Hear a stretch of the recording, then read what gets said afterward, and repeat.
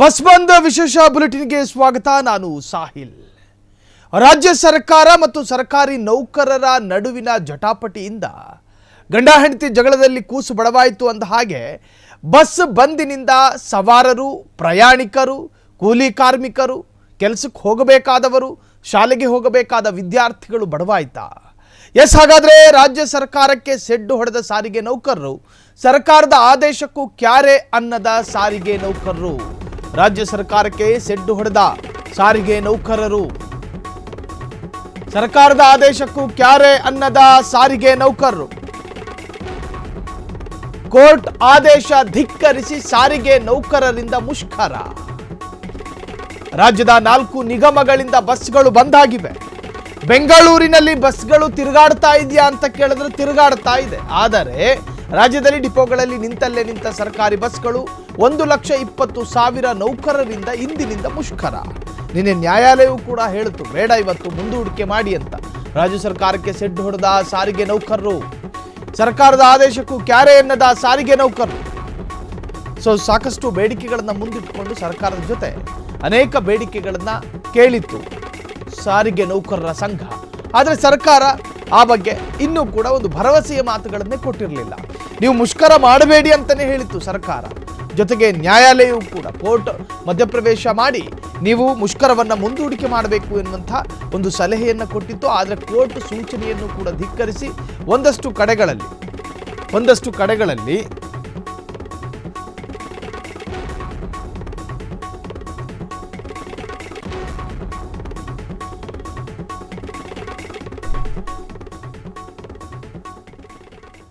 ರಾಜ್ಯದಲ್ಲಿ ಅನೇಕ ಜಿಲ್ಲೆಗಳಿಂದ ಮೆಜೆಸ್ಟಿಕ್ಕಿಗೆ ಬರ್ತಾರೆ, ಬೇರೆ ಬೇರೆ ಕಡೆಗಳಿಗೆ ಹೋಗೋದಕ್ಕೆ. ಆ ಕಾರ್ಮಿಕರಿಗೆ ಗೊತ್ತಿಲ್ಲ ಇವತ್ತು ಬಸ್ ಬಂದಿದೆಯೋ ಬಂದಿಲ್ವೋ.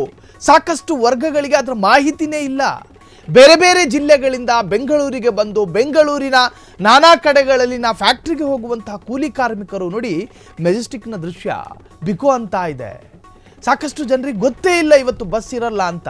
ಒಂದಷ್ಟು ಜನ ಅನ್ಕೊಂಡಿದ್ರು. ನಿನ್ನೆ ನ್ಯಾಯಾಲಯವು ಕೂಡ ಹೇಳಿತ್ತು, ನೀವು ಮುಷ್ಕರವನ್ನು ಪೋಸ್ಟ್ಪೋನ್ ಮಾಡಬೇಕು, ಮುಂದೂಡಿಕೆ ಮಾಡಬೇಕು, ಅದರಂತೆ ನ್ಯಾಯಾಲಯದ ಆದೇಶವನ್ನು ಧಿಕ್ಕರಿಸೋದಿಲ್ಲ ಅಂತ ಹೇಳಿ ಸಾಕಷ್ಟು ಜನ ಅನ್ಕೊಂಡು ಮೆಜೆಸ್ಟಿಕ್ಕಿಗೆ ಬಂದು ಕಂಡಕ್ಟರ್ ಜೊತೆ ಕೇಳಿದ್ರೆ ಕಂಡಕ್ಟರ್ ಹೇಳ್ತಾನೆ ಬಸ್ ಹೊರಡಲ್ಲ ಅಂತ. ಒಂದಷ್ಟು ಬಸ್ಸು, ಅನೇಕ ಬಸ್ಗಳು ಹೊರಡ್ತಾ ಇದ್ದಾವೆ, ಆದರೆ ಕೆಲವೊಂದು ನಿಗಮಗಳ ಬಸ್ ಚಾಲಕರೇ ಬಂದಿಲ್ಲ. ಅದರರ್ಥ ಇವತ್ತು ಅವರು ಸಕ್ರಿಯರಾಗಿದ್ದಾರೆ ಮುಷ್ಕರದಲ್ಲಿ ಎನ್ನುವಂತಹದ್ದು. ನಾನಾ ಕಡೆಗಳಿಗೆ ಹೋಗಿ ಕೆಲಸ ಮಾಡುವಂತಹ ಕೂಲಿ ಕಾರ್ಮಿಕರಿಗೆ ಒಂದು ತರಹದ ಸಂಕಷ್ಟ ಎದುರಾದರೆ ಶಾಲೆಗೆ ಹೋಗುವಂತಹ ವಿದ್ಯಾರ್ಥಿಗಳು, ಕಾಲೇಜಿಗೆ ಹೋಗುವಂತಹ ವಿದ್ಯಾರ್ಥಿಗಳು, ಬೇರೆ ಬೇರೆ ಉದ್ದೇಶಗಳಿಂದ ಪ್ರಯಾಣಿಸಬೇಕಿದ್ದಂತಹ ಪ್ರಯಾಣಿಕರು ಇವತ್ತು ಬಸ್ಸಿಗಾಗಿ ಕಾದು ಕೂತಿದ್ದಾರೆ. ಇದು ಕೇವಲ ಬೆಂಗಳೂರಿನಲ್ಲಿ ಮಾತ್ರವಲ್ಲ, ರಾಜ್ಯದ ಅನೇಕ ಜಿಲ್ಲೆಗಳಲ್ಲೂ ಕೂಡ, ಹುಬ್ಬಳ್ಳಿ, ಧಾರವಾಡ, ಬೆಂಗಳೂರಿನ ಅನೇಕ ಕಡೆ, ಮಂಗಳೂರು, ಜೊತೆಗೆ ಉಡುಪಿ, ಹೀಗೆ ಅನೇಕ ಕಡೆಗಳಲ್ಲಿನ BMTC, ಬೆಂಗಳೂರಿನ BMTC ಆದರೆ ಬೇರೆ ಬೇರೆ ಜಿಲ್ಲೆಗಳ KSRTC ಬಸ್ ಚಾಲಕರು ಕೂಡ ಮುಷ್ಕರದಲ್ಲಿ ಪಾಲ್ಗೊಂಡಿರುವಂತಹದನ್ನು ಗಮನಿಸಬಹುದು. ಹಾಗಾದರೆ ನಿನ್ನೆ ನ್ಯಾಯಾಲಯವು ಕೂಡ ಹೇಳಿತ್ತು ಮುಷ್ಕರವನ್ನು ಮುಂದೂಡಿಕೆ ಮಾಡಬೇಕು ಅಂತ ಹೇಳಿ. ಸರ್ಕಾರಿ ನೌಕರರ ಅನೇಕ ಬೇಡಿಕೆಗಳು ಸರ್ಕಾರದ ಮುಂದಿಟ್ಟಾಗ, ಸರ್ಕಾರ ಅದಕ್ಕೆ ಸ್ಪಂದನೆ ಕೊಡದಿದ್ದಾಗ ಅದಕ್ಕೊಂದು ಪರ್ಯಾಯ ಮಾರ್ಗವನ್ನು ಹುಡುಕಬೇಕಾಗಿತ್ತು ಸರ್ಕಾರಿ ನೌಕರರ ಸಂಘ. ಆದರೆ ಏಕಾಏಕಿ ಬಂದ್ ಮಾಡಿ ಸರ್ಕಾರಕ್ಕೆ ಒತ್ತಡ ತರುವಂತಹ ಪ್ರಯತ್ನ ನಿಜಕ್ಕೂ ಕೂಡ ಇದು ಎಷ್ಟರ ಮಟ್ಟಿಗೆ ಸರಿ ಎನ್ನುವಂತಹದ್ದು. ನಿನ್ನೆ ಇಡೀ ದಿನ ಸಾರಿಗೆ ನೌಕರರನ್ನ ಮನವೊಲಿಸುವಲ್ಲಿ ಸರ್ಕಾರ ವಿಫಲ ಆಗಿತ್ತು. ವೇತನ ಪರಿಷ್ಕರಣೆ, ಹಿಂಬಾಕಿ ವೇತನ ನೀಡಲು ಒಪ್ಪದ ರಾಜ್ಯ ಸರ್ಕಾರ. ನಿನ್ನೆ ಸುದೀರ್ಘವಾದಂತಹ ಚರ್ಚೆಗಳು ಕೂಡ ನಡೆದಿತ್ತು. ಹೀಗಾಗಿ ಇಂದಿನಿಂದ ಅನಿರ್ದಿಷ್ಟಾವಧಿ ಮುಷ್ಕರ ಕೈಗೊಂಡ ಸಾರಿಗೆ. ಬೆಳಗ್ಗೆ 6ರಿಂದಲೇ ಅನಿರ್ದಿಷ್ಟಾವಧಿ ಮುಷ್ಕರ ಕೈಗೊಂಡ ಸಾರಿಗೆ ನೌಕರರು. ರಾಜಧಾನಿ ಜನರಿಗೆ ತಟ್ಟಿದೆ ಸಾರಿಗೆ ನೌಕರರ ಮುಷ್ಕರದ ಬಿಸಿ. ರಾಜ್ಯದಲ್ಲಿ 25,000 ಸರ್ಕಾರಿ ಬಸ್ ಸಂಚಾರ ಸ್ತಬ್ಧ. 25,000 ಸಂಚಾರಿ ಬಸ್ಗಳು ಸ್ತಬ್ಧ ಆಗಿದೆ. ರಾಜ್ಯದಲ್ಲಿ ಬಸ್ ಮುಷ್ಕರ ಸಕ್ಸಸ್ ಮಾಡೇ ಬಿಟ್ಟರು ಸರ್ಕಾರಿ ನೌಕರರು, ಮಾಡೇ ಬಿಟ್ಟಿದ್ದಾರೆ ಸಕ್ಸಸ್ಸು. ನಿನ್ನೆ ಇಡೀ ದಿನ ಸರ್ಕಾರಿ ನೌಕರರನ್ನ ಮನವೊಲಿಸುವಲ್ಲಿ ಸರ್ಕಾರ ವಿಫಲ ಆಗಿತ್ತು. ಇವತ್ತು ವೇತನ ಪರಿಷ್ಕರಣೆ, ಹಿಂಬಾಕಿ ವೇತನ, ಅದು ಇದು ಅಂತ ಹೇಳಿ ಸಾಕಷ್ಟು ಡಿಮ್ಯಾಂಡನ್ನು ಇಟ್ಕೊಂಡಿತ್ತು ಸರ್ಕಾರದ ಜೊತೆ. ಆದರೆ ಸರ್ಕಾರ ಅದಕ್ಕೆ ಸ್ಪಂದನೆ ಕೊಡದೇ ಇದ್ದಾಗ ಅವರು ಮುಷ್ಕರದ ಎಚ್ಚರಿಕೆಯನ್ನು ಕೂಡ ಕೊಟ್ಟಿದ್ರು. ಅನೇಕ ರಾಜ್ಯದ ಅನೇಕ ಬಸ್ ನಿಲ್ದಾಣಗಳಲ್ಲಿ ಪ್ರಯಾಣಿಕರು ಕಂಗಾಲಾಗಿದ್ದಾರೆ ಇವತ್ತಿನ ದಿನ.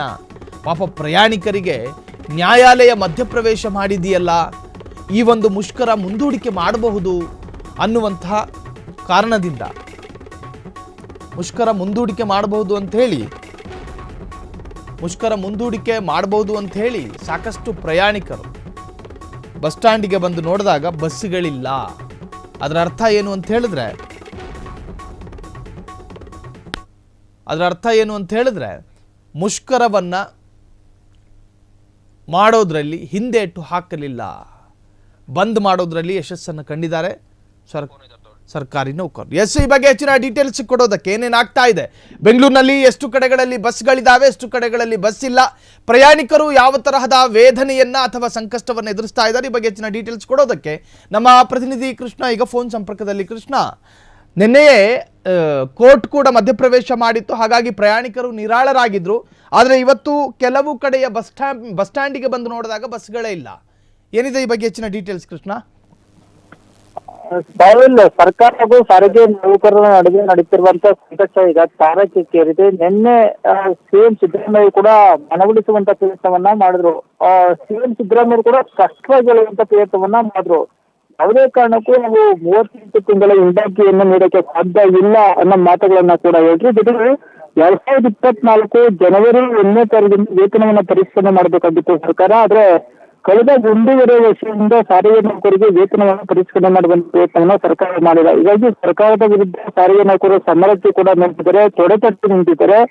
ವೇತನ ಪರಿಷ್ಕರಣೆ ಆಗ್ತಿರೋ ನಾವು ಯಾವುದೇ ಕಾರಣಕ್ಕೂ ಬಸ್ಸನ್ನ ಕಾರ್ಯಾಚರಣೆ ಮಾಡುದಿಲ್ಲ ಅಂತ ಸರ್ಕಾರಕ್ಕೆ ಎಚ್ಚರಿಕೆಯನ್ನು ಕೂಡ ಕೊಟ್ಟಿದ್ದಾರೆ. ಹೀಗಾಗಿ ಸರ್ಕಾರದ ಮುಂದೆ ಸಾಕಷ್ಟು ಸವಾಲುಗಳು ಕೂಡ ಇದೆ. ಈಗ ಸಾರಿಗೆ ನೌಕರರನ್ನ ಮನವೊಲಿಸದೆ ಸರ್ಕಾರಕ್ಕೆ ತುಂಬಾ ಚಾಲೆಂಜ್ ಕೂಡ ಆಗಿದೆ. ಒಂದ್ ಕಡೆ ರಾಜ್ಯದ ವಿವಿಧ ಭಾಗದಲ್ಲಿ ಯಾವುದೇ ಬಸ್ಸು ಕೂಡ ಕಾರ್ಯಾಚರಣೆ ಆಗ್ತಾ ಇಲ್ಲ. ಬಿಎಂಟಿಸಿ, ಕೆಎಸ್ಆರ್ಟಿಸಿ 4 ಸಾರಿಗೆ ನಿಗಮದ ಬಸ್ಸುಗಳಲ್ಲಿ ಕೂಡ ಯಾರು ಕೂಡ ಕಾರ್ಯಾಚರಣೆ ಆಗ್ತಾ ಇಲ್ಲ. ಬಸ್ಸುಗಳಲ್ಲಿ ಡಿಪೋಗಳಲ್ಲಿ ಬಸ್ಸುಗಳ ನಿಲ್ಲಿಸಿ ನೌಕರು ಮುಷ್ಕರಗಳನ್ನು ಕೂಡ ಕೈಗೊಂಡಿದ್ದಾರೆ. ಬಿಎಂಟಿಸಿ ಕೇವಲ ಕೆಲವು ಬಸ್ಸುಗಳು ಕೂಡ ಕಾರ್ಯಾಚರಣೆ ಆಗ್ತಾ ಇದೆ. ಯಾಕಂದ್ರೆ ಬಹುತೇಕ ಬೆಂಗಳೂರಲ್ಲಿ ಸಂಚಾರ ಮಾಡ್ತಿರುವಂತಹ ಬಿಎಂಟಿಸಿ ಬಸ್ಸುಗಳಲ್ಲಿ ಬಹುತೇಕ ಬಸ್ಸುಗಳು ಕೂಡ ಎಲೆಕ್ಟ್ರಿಕ್ ಬಸ್ಸುಗಳಾಗಿದೆ. ಯಾಕಂದ್ರೆ ಎಲೆಕ್ಟ್ರಿಕ್ ಬಸ್ಸುಗಳಿಗೆ ಸರ್ಕಾರ ಕೇವಲ ಖಾಸಗಿ ಚಾಲಕರನ್ನು ನೇಮಕ ಮಾಡಿಕೊಳ್ಳುವಂತ ಪ್ರಯತ್ನವನ್ನ ಮಾಡಿದ್ದಾರೆ. ಹೀಗಾಗಿ ಎಲೆಕ್ಟ್ರಿಕ್ ಬಸ್ಸುಗಳು ಸರಿಸುಮಾರು 1500 ಎಲೆಕ್ಟ್ರಿಕ್ ಬಸ್ಸುಗಳು ಬೆಂಗಳೂರಿನಲ್ಲಿ ಬೆಳಗಿಂದ ಕೂಡ ಸಂಚಾರವನ್ನು ಮಾಡ್ತಾ ಇದ್ದಾರೆ. ಅದನ್ನ ಹೊರತುಪಡಿಸಿ ಬಹುತೇಕ ಬಸ್ಸು ಕೂಡ ಸಂಚಾರವನ್ನು ಸ್ಥಗಿತ ಕೂಡ ಮಾಡಿದ್ದಾರೆ. ಬಹುತೇಕ ಚಾಲಕರು ಇವತ್ತು ಕರ್ತವ್ಯಕ್ಕೆ ದೂರ ಆಗುವ ಮೂಲಕ ಸರ್ಕಾರಕ್ಕೆ ಸಿಡ್ಡನ್ನು ಕೂಡ ಹೊಡೆದಿದ್ದಾರೆ. ಈಗಲೇ ಸರ್ಕಾರ ಕೂಡ ಸ್ಪಷ್ಟವಾಗಿ ಹೇಳುವಂತ ಪ್ರಯತ್ನವನ್ನ ಮಾಡಿತ್ತು. ಯಾವುದೇ ರೀತಿಯ ನೌಕರರು ಅನಗತ್ಯವಾಗಿ ರಜೆಯನ್ನು ಹಾಕದೆ ಅವರ ವೇತನವನ್ನ ಕಡಿತ ಮಾಡ್ತೀವಿ, ಶಿಸ್ತು ಕ್ರಮವನ್ನು ಸರ್ಕಾರ ಕೂಡ ಎಚ್ಚರಿಕೆಯನ್ನು ಕೂಡ ಕೊಟ್ಟಿತ್ತು. ಆದ್ರೆ ಸರ್ಕಾರ ಕೊಟ್ಟಿರುವಂತಹ ಎಚ್ಚರಿಕೆಗೆ ಕೂಡ ಡೋನ್ಕೇರಿಯಲ್ಲಿದ್ದಾರೆ ನೌಕರು. ನಮಗೆ ವೇತನ ಪರಿಷ್ಕರಣೆ ಆಗ್ಬೇಕು ಅಂತ ಪತ್ರವನ್ನು ಕೂಡ ಇಟ್ಟಿದ್ದಾರೆ. ಹೀಗಾಗಿ ಸರ್ಕಾರಕ್ಕೆ ಸಾರಿಗೆ ನೌಕರರ ಮುಷ್ಕರದ ದೊಡ್ಡ ತಲೆನೋವಾಗಿ ಕೂಡ ಪರಿಗಣಿಸಿದೆ. ಈಗ ಸರ್ಕಾರ ಮುಂದೆ ನೌಕರರಿಗೆ ಸುದ್ದಿ ಹುಡುಗಿಕೊಳ್ಳುವ ಕಾರಣಕ್ಕಾಗಿ ಆಗಲೇ ಖಾಸಗಿ ಬಸ್ಸುಗಳನ್ನ ರಸ್ತೆಗೆ ರೂಢಿಸುವಂತ ಪ್ರಯತ್ನವನ್ನು ಕೂಡ ಮಾಡಿದ್ದಾರೆ.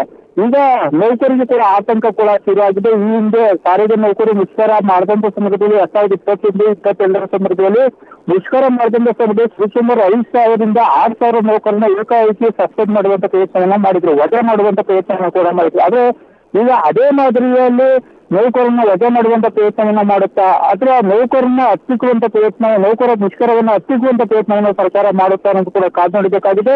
ಜೊತೆಗೆ ಗ್ಯಾರಂಟಿ ಸರ್ಕಾರ ಈಗಾಗಲೇ ಶಕ್ತಿ ಯೋಜನೆಯನ್ನು ಕೂಡ ಮಾಡಿದೆ. ಆದ್ರೆ ಎಲ್ಲ ಒಂದ್ ಕಡೆ ಸಾರಿಗೆ ನೌಕರರ ವೇತನ ಪರಿಷ್ಕರಣೆ ಆಗದಿರೋದು, ಎಲ್ಲ ಒಂದ್ ಕಡೆ ಗ್ಯಾರಂಟಿಗಳಿಂದ ಸರ್ಕಾರ ಎಲ್ಲ ಒಂದ್ ಕಡೆ ದಿವಾಳಿ ಆಯ್ತಾ. ಸಾರಿಗೆ ನೌಕರ ವೇತನವನ್ನ 38 ತಿಂಗಳ ಹಿಂಬಾಕಿಯನ್ನು ಕೊಡೋಕ್ಕೂ ಕೂಡ ಸರ್ಕಾರದ ಬಳಿ ದುಡ್ಡಿಲ್ಲ ಅನ್ನೋ ಅನುಮಾನ ಆತಂಕ ಎಲ್ಲರನ್ನ ಕೂಡ ಕಾಡ್ತಾ ಇದೆ. ಹೀಗಾಗಿ ಸರ್ಕಾರ ವರ್ಸಸ್ ಸಾರಿಗೆ ನೌಕರರ ಸಂಘರ್ಷ ಕೂಡ ತೀವ್ರ ಆಗ್ತಾ ಇದೆ. ಹೀಗಾಗಿ ಇಬ್ಬರ ನಡುವಿನ ಗುದ್ದಾಟದಿಂದ ಇವತ್ತು ಬೆಳಗ್ಗೆಯಿಂದ ಸರಿಸುಮಾರು ರಾಜ್ಯದಲ್ಲಿ 1 ಕೋಟಿ ಹೆಚ್ಚು ಪ್ರಯಾಣಿಕರು ಕೂಡ ಪರದಾಡಬೇಕಾದ ಒಂದು ಪರಿಸ್ಥಿತಿ ಕೂಡ ನಿರ್ಮಾಣ ಆಗ್ತದೆ. ಯಾವುದೇ ಬಸ್ ನಿಲ್ದಾಣದಲ್ಲಿ ಓದೆಂತ ಸಂದರ್ಭದಲ್ಲಿ ಕೂಡ ಸರ್ಕಾರಿ ಬಸ್ಸು ಕೂಡ ಸಿಗ್ತಾ ಇಲ್ಲ.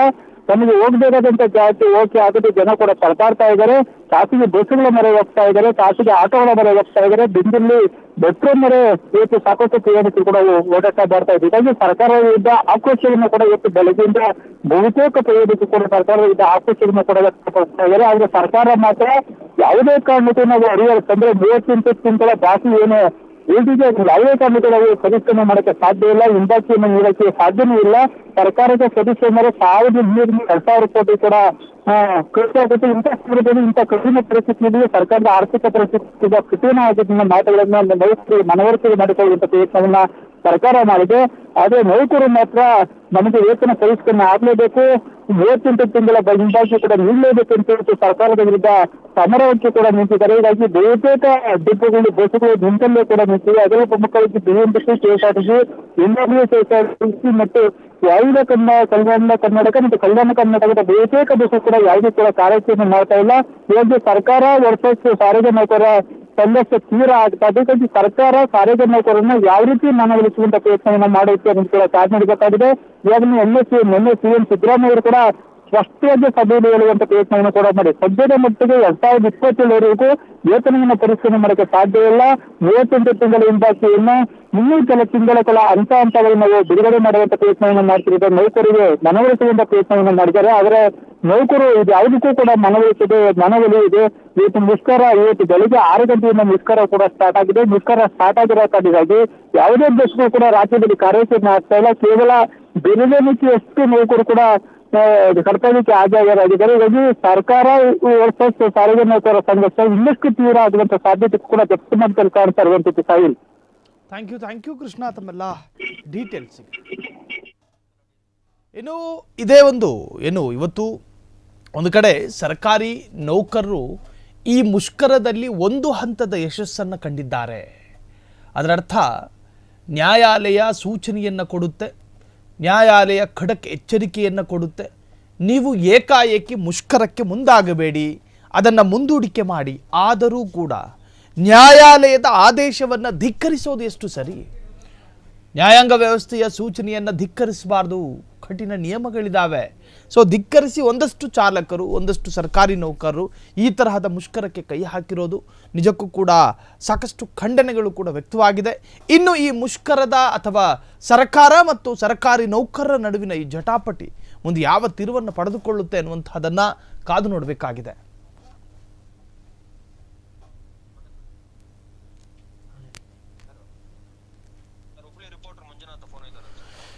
ಎಸ್, ಇನ್ನು ಬೆಂಗಳೂರಿನಲ್ಲಿ ಬಸ್ ಇದೆಯೋ ಇಲ್ವೋ ಅದರ ಬಗ್ಗೆ ಮಾಹಿತಿ ಗೊತ್ತಾಯಿತು. ಆದರೆ ನಮ್ಮ ರಾಜ್ಯದ ಛೋಟಾ ಮುಂಬೈ ಹುಬ್ಬಳ್ಳಿಯಲ್ಲಿ ಏನಾಗ್ತಾ ಇದೆ, ಬಸ್ಗಳು ಬರ್ತಾ ಇದ್ದಾವ, ಬಸ್ ಸ್ಟ್ಯಾಂಡ್ಗಳಲ್ಲಿ ಪ್ರಯಾಣಿಕರು ಕಂಗಾಲಾಗಿದ್ದಾರಾ?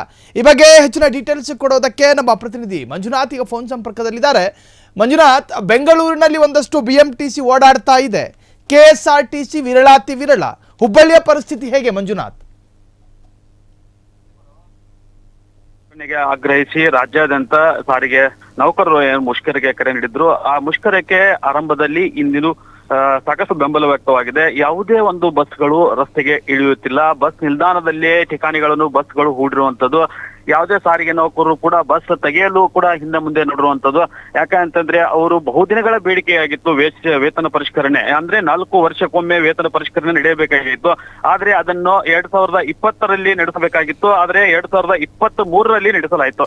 ಇದರ ನಂತರ ಸಾಕಷ್ಟು ಬಾರಿ CMಗಳು ಮತ್ತು ಸಾರಿಗೆ ಸಚಿವರ ಜೊತೆಗೂಡಿ ಸಾರಿಗೆ ನೌಕರು ಮುಖಂಡರು ಕೂಡ ಸಾಕಷ್ಟು ಸಭೆ ನಡೆಸಿದ್ರು. ಆದ್ರೆ ಆ ಸಭೆ ಕೂಡ ನಿನ್ನೆ ಕಳೆದ ರಾತ್ರಿ ಕೂಡ ಅದು ವಿಫಲವಾಗಿದ್ದರಿಂದ ಈಗ ಸಾರಿಗೆ ನೌಕರರು ಕೂಡ ಮುಷ್ಕರಕ್ಕೆ ಈಗ ನುಗ್ಗಿರುವಂತದ್ದು. ಈಗಾಗಲೇ ಹುಬ್ಬಳ್ಳಿ ಧಾರವಾಡ ಅವಳಿ ನಗರದಲ್ಲಿ ಸಾಕಷ್ಟು ಜನ ಒಂದು ಹೊರ ಜಿಲ್ಲೆಯಿಂದ ಬರುವಂತದ್ದು. ಆದ್ರೆ ಅವರು ಕೂಡ ಇಲ್ಲಿ ಬರ್ಲಿಕ್ಕೆ ಆಗ್ತಾ ಇಲ್ಲ. ಮತ್ತು ಇಲ್ಲಿಂದ ಹೊರ ಹೋಗುವ ಜಿಲ್ಲೆಗಳಿಗೆ ಬಸ್ಗಳು ಯಾವುದೇ ರೀತಿಯ ಸಂಚಾರವನ್ನು ಮಾಡ್ತಾ ಇಲ್ಲ. ಇದರಿಂದ ಬಸ್ ಪ್ರಯಾಣಿಕರು ಸಾಕಷ್ಟು ಪರದಾಡುವಂತ ಸ್ಥಿತಿ ನಿರ್ಮಾಣ ಆಗಿರುವಂತದ್ದು.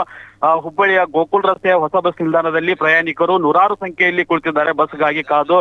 ಅದರ ಜೊತೆಗೆ ಪ್ರಾದೇಶಿಕ ಬಸ್ ವ್ಯವಸ್ಥೆ ಕೂಡ ಬಂದ್ ಆಗಿರುವಂತದ್ದು. ಅವಳಿ ನಗರದಲ್ಲಿ ಏನು ಸಂಚಾರ ನಡೆಸ್ತಾ ಇದ್ವು ಹುಬ್ಬಳ್ಳಿ ಧಾರವಾಡ ಅವಳಿ ನಗರದಲ್ಲಿ, ಅವು ಕೂಡ ಬಂದ್ ಆಗಿರುವಂತದ್ದು. ಈಗ ಖಾಸಗಿ ಬಸ್ಗಳು ಸಂಚಾರ ಅವಳಿ ನಗರದ ನಡುವೆ ನಡೆಸ್ತಾ ಇರುವಂತದ್ದು. ಬೇಂದ್ರೆ ಸಾರಿಗೆ ಸಂಸ್ಥೆ ಕಳೆದ ಹಲವಾರು ವರ್ಷಗಳಿಂದ ಅವಳಿ ನಗರದಲ್ಲಿ ಸಾರಿಗೆ ವ್ಯವಸ್ಥೆಯನ್ನು ಕಲ್ಪಿಸಿರುವಂತದ್ದು. ಈ ಬಸ್ಗಳ ಮೊರೆ ಹೋಗೋದಕ್ಕೆ ಅವಳಿ ನಗರದ ಜನತೆ ತಮ್ಮ ಪ್ರಯಾಣವನ್ನು ಬಳಕೆ ಮಾಡಿಕೊಳ್ತಾ ಇದ್ದಾರೆ. ಆದ್ರೆ ಹೊರ ಹೋಗುವ ಜಿಲ್ಲೆ ಬಸ್ಗಳಿಗೆ ಯಾವುದೇ ರೀತಿಯ ಬಸ್ ಸಂಚಾರ ಇಲ್ಲದೆ ಇರುವುದರಿಂದ ಸಾರಿಗೆ ಬಸ್ ನೌಕರರು ಪರದಾಡುವ ಸ್ಥಿತಿ ಇಲ್ಲಿ ನಿರ್ಮಾಣವಾಗಿರುವಂತದ್ದು.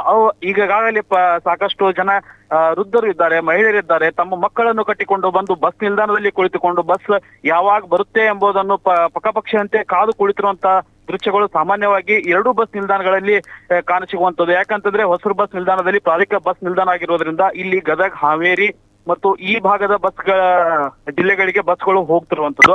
ಆದ್ರೆ ಇಲ್ಲಿಯೂ ಕೂಡ ಈಗ ಸಾರ್ವಜನಿಕರು ಮತ್ತು ಪ್ರಯಾಣಿಕರು ಬಸ್ಗಾಗಿ ಕಾದು ಕುಳಿತಿರುವಂತಹ ದೃಶ್ಯಗಳು ಸಾಮಾನ್ಯವಾಗಿ ಎರಡೂ ಬಸ್ ನಿಲ್ದಾಣಗಳಿಗೆ ಕಾಣ್ತಾ ಇರುತ್ತದೆ. ಇದರ ಜೊತೆಗೆ ಧಾರವಾಡದಲ್ಲಿ ಕೂಡ ಈಗಾಗಲೇ ಬಸ್ ಸೌಲಭ್ಯಗಳು ಇಲ್ಲದೆ ಇರೋದ್ರಿಂದ ಸಾರಿಗೆ ಸರ್ಕಾರಿ ಬಸ್ಗಳು ಯಾವುದೇ ರೀತಿಯಾಗಿ ಬಸ್ಗೆ ರೋಡ್ಗೆ ಇಳಿತಾ ಇಲ್ಲ. ಇದರಿಂದಾಗಿ ಕೂಡ ಧಾರವಾಡದ ಕುಮಾರೇಶ್ವರ ನಗರದ ಹೊಸ ಬಸ್ ನಿಲ್ದಾಣದಲ್ಲಿ ಕೂಡ ಸಾಕಷ್ಟು ಒಂದು ಪರಿಸ್ಥಿತಿ ಹದಗೆಡುವಂತ ಕಾಣ್ತಾ ಇದೆ. ಯಾಕಂತಂದ್ರೆ ಮಹಿಳೆಯರನ್ನು ಕಟ್ಟಿಕೊಂಡು ಬಂದು ಬೆಳಗಾವಿ ಮತ್ತು ಹೊರ ಜಿಲ್ಲೆ ಹೋಗುವಂತ ಬಸ್ಗಳು ಅಲ್ಲಿ ಕೂಡ ಯಾವುದೇ ರೀತಿಯ ರಸ್ತೆಗೆ ಇಳಿತಾ ಇಲ್ಲ. ಇದರಿಂದಾಗಿ ಸಾಕಷ್ಟು ಪ್ರಯಾಣಿಕರು ಖಾಸಗಿ ಸಾರಿಗೆ ವ್ಯವಸ್ಥೆ ಮತ್ತು ಅದರ ಮೊರೆ ಹೋಗುವಂತ ವ್ಯವಸ್ಥೆಯನ್ನು ಮಾಡಿಕೊಳ್ತಾ ಇದ್ದಾರೆ. ಯಾಕಂತಂದ್ರೆ ಈಗಾಗಲೇ ಸಾರಿಗೆ ನೌಕರರು ಸ್ಪಷ್ಟಪಡಿಸಿರುವಂತದ್ದು 5ನೇ ತಾರೀಕಿನಂದು ಒಂದು ವೇಳೆ ಸರ್ಕಾರ ನಮ್ಮ ಬೇಡಿಕೆ ಈಡೇರಿಸದೇ ಇದ್ರೆ ಹುಬ್ಬಳ್ಳಿ, ಧಾರವಾಡ, ಅವಳಿ ನಗರ ಸೇರಿದಂತೆ ರಾಜ್ಯವ್ಯಾಪಿನೂ ಕೂಡ ನಾವು ಬಸ್ಗಳನ್ನು ಯಾವುದೇ ರೀತಿಯಾಗಿ ರಸ್ತೆಗೆ ಇಳಿಸುವುದಿಲ್ಲ ಅಂತಂದು ಈಗಾಗಲೇ ಸ್ಪಷ್ಟಪಡಿಸಿರುವಂತದ್ದು ಇಲ್ಲಿಯ ಸಾರಿಗೆ ಮುಖಂಡರು. ಈ ಹಿನ್ನೆಲೆಯಲ್ಲಿ ಈಗ ಅವಳಿ ನಗರದಲ್ಲಿ ಸಾರಿಗೆ ಬಸ್ ಇಲ್ಲದೆ ಇರುವುದು ಪ್ರಯಾಣಿಕರಿಗೆ ಸಾಕಷ್ಟು ತೊಂದರೆ ಉಂಟಾಗ್ತಿರುವಂತದ್ದು ಸತ್ಯ. ಶಾಹಿಲ್, ಥ್ಯಾಂಕ್ ಯು ಮಂಜುನಾಥ್ ತಮ್ಮೆಲ್ಲ ಮಾಹಿತಿಗೆ. ಸೊ ರಾಜ್ಯದ ನಾನಾ ಕಡೆಗಳಲ್ಲಿಯೂ ಕೂಡ ಪ್ರಯಾಣಿಕರಿಗೆ ಒಂದಲ್ಲ ಒಂದು ತರಹದ ಸಂಕಷ್ಟಗಳು ಎದುರಾಗಿದ್ದಾವೆ. ಸಾಮಾನ್ಯ ವರ್ಗಕ್ಕೆ ಅಥವಾ ಒಂದಷ್ಟು ವಿಭಾಗಕ್ಕೆ ಇವತ್ತು ಬಸ್ ಇರುತ್ತೋ ಇಲ್ವೋ ಅನ್ನೋ ಸಣ್ಣ ಕ್ಲಾರಿಟಿ ಕೂಡ ಇರಲಿಲ್ಲ. ನಿನ್ನೆ ನ್ಯಾಯಾಲಯವೂ ಕೂಡ ಸೂಚನೆ ಕೊಟ್ಟಿತ್ತು, ಅದರಂತೆ ಇವತ್ತು ಬಸ್ ಇರ್ಬೋದು ಅಂಥೇಳಿ ನಂಬಿ ಬಂದ ಪ್ರಯಾಣಿಕರು ಬಸ್ ಇಲ್ಲದೆ ಕಂಗಾಲಾಗಿರ್ತಕ್ಕಂಥ ಸಾಕಷ್ಟು ಉದಾಹರಣೆಗಳು ರಾಜ್ಯದ ಬೇರೆ ಬೇರೆ ಜಿಲ್ಲೆಗಳಲ್ಲಿ ಕಾಣಬಹುದಾಗಿದೆ.